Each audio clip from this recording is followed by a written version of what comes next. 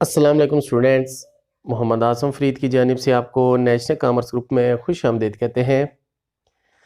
Students, आज हम business taxation में topic treatment of provident funds amounts को डिस्कस करने जा रहे हैं। साथ में हम इलस्ट्रेशन नंबर 14 को डिस्कस करेंगे। बुक जो हम फॉलो कर रहे हैं ये है मोहम्मद मोज़म मुग़ल की, जो कि मोस्टली कॉमर्स के स्टूडेंट्स को कॉमर्स कॉलेज में पढ़ाई जाती है। इस वीडियो से बीकॉम पार्ट 2 के स्टूडेंट्स, बीबीए के स्टूडेंट्स, एमबीए के स्टूडेंट्स बेनिफिट ले सकते हैं। तो बढ़ते हैं अपने इस टॉपिक की जानिब और देखते हैं हमारे पास इसकी एक्सप्लेनेशन क्या कहती है। सबसे पहले आप देखें ट्रीटमेंट ऑफ प्रोविडेंट फंड्स। तो आपके पास स्टूडेंट्स ट्रीटमेंट जो है वो 3 किस्म से हो सकती है। तो सबसे पहले आप यहाँ पे एक कॉलम बनाएं आइटम का, साथ में 3 जो नाम है आप वो उसको लिख दें। सबसे पहले आपके पास गवर्नमेंट प्रोविडेंट फंड, जो कि हमने पिछली वीडियोस में डिस्कस किया था। दूसरे नंबर पे आपके पास होगा रिकग्नाइज प्रोविडेंट फंड। तीसरे नंबर पे आपके पास होगा अनरिकग्नाइज प्रोविडेंट फंड। उसके बाद स्टूडेंट्स सबसे पहले हमने देखा था कि जो आपके पास पहली कंट्रीब्यूशन होगी वो होगी एम्प्लॉयज़ कंट्रीब्यूशन, यानी कि प्रोविडेंट फंड में अगर एक बंदा गवर्नमेंट में काम कर रहा है या फिर वो रिकग्नाइज में है या अनरिकग्नाइज में है, लेकिन वहाँ पे जो कंट्रीब्यूशन है वो एम्प्लॉयज़ की तरफ से आ रही है, तो उसमें हम देखते हैं ट्रीटमेंट कैसे होगी। सबसे पहले गवर्नमेंट प्रोविडेंट फंड स्टूडेंट्स ये है टैक्सेबल। रिकग्नाइज प्रोविडेंट फंड ये भी अगर एम्प्लॉय अगर कंट्रीब्यूशन करेगा ये भी इंक्लूडेड इन टैक्सेबल इनकम होगा, और जो अनरिकग्नाइज है वो भी आपके पास इंक्लूडेड इन टैक्सेबल इनकम होगा। यानी कि अगर एम्प्लॉय किसी जगह पे कंट्रीब्यूशन कर रहा है तो तीनों केसों में आपने उसको टैक्सेबल इनकम में इंक्लूड कर देना है। दूसरे नंबर पे है आपके पास एम्प्लॉयज कंट्रीब्यूशन। तो स्टूडेंट्स अगर आपके पास जो एम्प्लॉयर है वो गवर्नमेंट है तो वो आपका होगा non included in taxable income.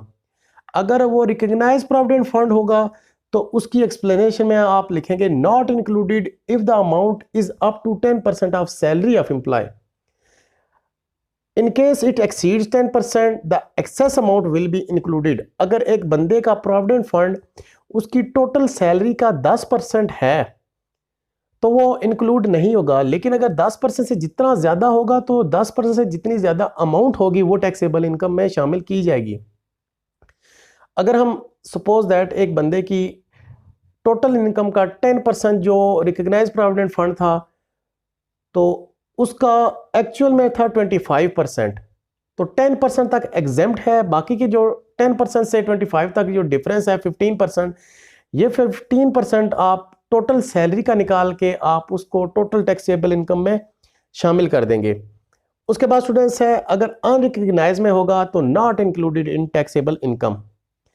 उसके बाद स्टूडेंट्स आपके पास है तीसरे नंबर पे इंटरेस्ट क्रेडिटेड। अगर इंटरेस्ट क्रेडिट हो तो गवर्नमेंट के केस में होगा नॉट इंक्लूडेड।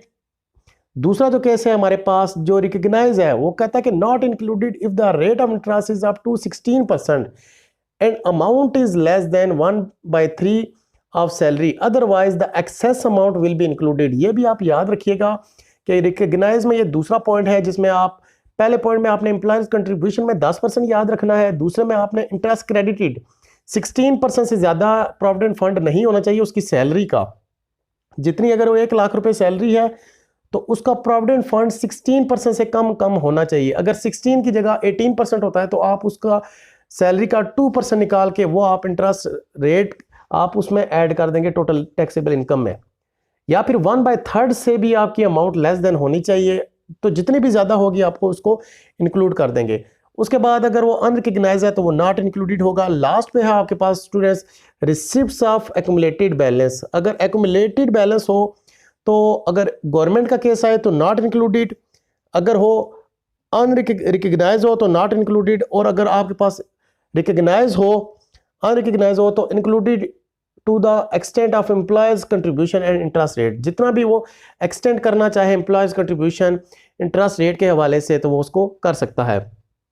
उसके बाद स्टूडेंट्स हम एक छोटी सी इलस्ट्रेशन ले लेते हैं जिससे आपको ये एक अंदाज़ा रफ सा हो जाएगा कि आपने इसकी ट्रीटमेंट कैसे करनी है। तो इलस्ट्रेशन नंबर हम 14 को ले लेते हैं इस केस को समझने के लिए। तो इलस्ट्रेशन नंबर 14 आप देखें तो कहता है mister Farhan annual salary is ₹84,000। Farhan की एनुअल सैलरी थी 84,000। He contributes to recognise provident fund. अभी फरहान देखें तो ये एम्प्लॉय है। During the tax year 2010 the working of provident fund was as follow.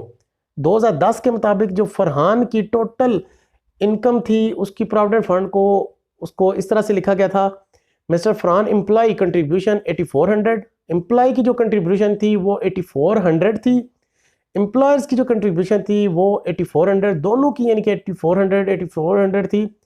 Interest credited ये 15% से लेस है।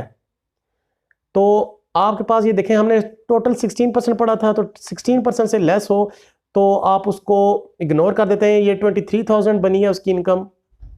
टोटल आपने कैलकुलेट करनी है उसकी total taxable income of mister Farhan. तो स्टूडेंट्स आपको जैसे कि ऊपर कंडीशन में दिया है कि जो इसकी एनुअल सैलरी है वो है 84,000, तो वो तो टैक्सेबल होगी। जो एम्प्लॉय कंट्रीब्यूशन होगी रिकग्नाइज प्रोविडेंट फंड में वो 8400 ऑटोमेटिकली ये इंक्लूड हो चुकी है। 84,000 में ही ये 8400 इंक्लूड हो चुकी है। एम्प्लॉयर्स की जो कंट्रीब्यूशन होगी वो 10% सैलरी का वो एग्जेम्प्ट होता है। 10% स्टूडेंट्स 84,000 का देखें 8400 ही निकलेगा, तो 8400 तक वो एग्जेम्प्ट है। अगर ऊपर अमाउंट होती तो हम उसको ऐड कर देते। Interest credited not to be included because the amount is less than 1/3 of salary and rate is less than 16%। जो सैलरी का 1/3 से अमाउंट कम है, इंटरेस्ट रेट जो है ये 16% से कम है, तो इसलिए आप इसको इंक्लूड नहीं करेंगे। यानी कि जो फरहान की टोटल इनकम होगी टैक्सेबल इनकम वो 84,000 ही होगी। तो 2010 में फरहान ने 84,000 का टैक्स पे करना होगा। तो this is the question of illustration number 14। उम्मीद करते हैं आपको लेक्चर की समझ आई होगी। किसी किस्म का कोई मसला हुआ तो आप लाजमी हमें कमेंट करके बताइएगा। नेक्स्ट वीडियो के साथ दोबारा आपसे मुलाकात होती है, तब तक के लिए अपना बहुत सारा ख्याल रखिए।